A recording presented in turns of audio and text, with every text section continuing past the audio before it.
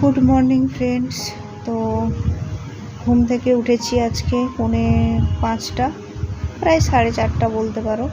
তো বাইরের আলোটা দেখে বুঝতেই পারছো এখনও ভোরের আলো খুব ভালো করে ফোটেনি।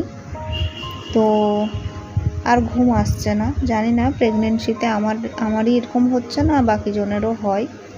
তো মাঝরাতে ঘুম ভেঙে গেছে, একবার তিনটে দিক করে ঘুম ভাঙলো, দিয়ে বাইরে বাথরুম বেরিয়ে এসে গিয়ে আবার শুলাম, দিয়ে আবার 4:30টার দিক করে 4:45টার দিক করে ঘুমটা গেল ভেঙে।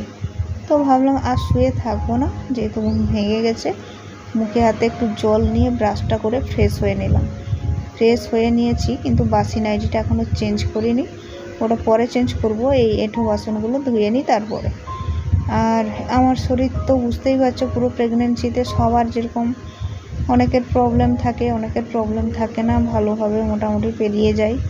তো আমার একটাই প্রবলেম, সেটা হচ্ছে যে আমার রক্ত ব্লাড শর্ট, হিমোগ্লোবিন লেভেলটা লো। কখনোই আমার 9-এর উপরে আর হিমোগ্লোবিন লেভেল গেল না। কি বলবো, এতটা খারাপ লাগে না, কি বলবো। খাওয়া দাওয়া সবই ঠিক করছি, কিন্তু কিছুতেই আর কোনো কিছুই হচ্ছে না, ওষুধ খেয়েও হচ্ছে না।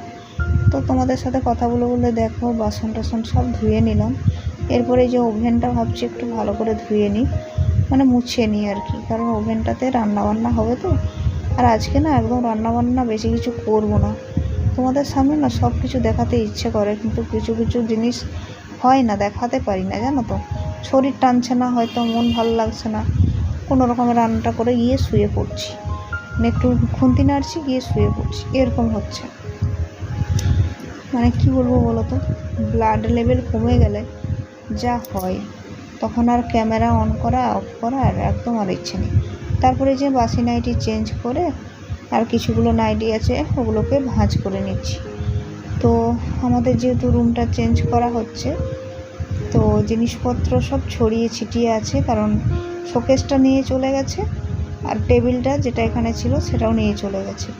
তাহলে কি বলতো, জিনিসপত্র সব নিচে পড়ে আছে। তোমাদেরকে যে ঘরের কাজবাজ দেখাবো, ঘরটা যাচ্ছাতাই হয়ে আছে, যতক্ষণ এগুলো ট্রান্সফার হচ্ছে তাহলে তোমাদেরকে দেখাতে পারছি না, জানো তো। যা কাজবাজ টুকুটাকি সেগুলোই তোমাদের সামনে দেখাচ্ছি।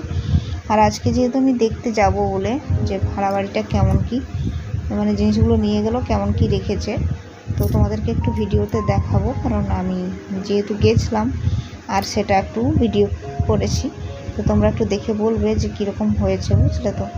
তো এই যে জামা কাপড়গুলো ভাঁজ করে নিচ্ছি, এরপরে তোমাদেরকে দেখাচ্ছি। এই যে দেখো নতুন রুম, তো আমার তো খুব ভালোই লেগেছে। শুধু একটু প্রবলেম মনে হলো, বাথরুমটা একটু সরু, খুব বড় স্পেস নেই, মোটামুটি আছে, চলে যাবে। তো আর একটু বড় হলে ভালো হতো আর কি। তো এই যে ওটা ছিল বেডরুম, আর এখানে আছে কিচেন রুম, আর এটাও কিন্তু অনেকটা বড়। লাইটটা দিতে পারছিলাম না, কারণ আমি তো নতুন, তো জানি না কোনটা কি। এই যে এখানেও একটা খাট পড়ে যাবে যদি বাড়ি থেকে কেউ লোকজন আসে। আর ওইখানে স্ল্যাব আছে, এই যে এখানে রান্না বান্না হবে, বেসিনগুলো আছে। তো এই যে ব্যাস, টাইলস বসানো আছে, কোনো অসুবিধা নেই। আর এই যে এখানে হচ্ছে বাথরুমটা, তো এটা লাইটটা আমি বুঝতে পারলাম না, যার জন্য দেখালাম না। আর এই যে রুমটা, তো সব জিনিসপত্র এনে রাখা হচ্ছে, গোছানো হবে পরে। আর কেমন হয়েছে অবশ্যই কমেন্টে জানিও। আজকের ব্লগটা তো বেশি কিছু করতে পারলাম না, যদি ভালো লাগে লাইক করে পাশে থেকো। তো চলো টাটা, আজকের মতো এখানেই রাখলাম।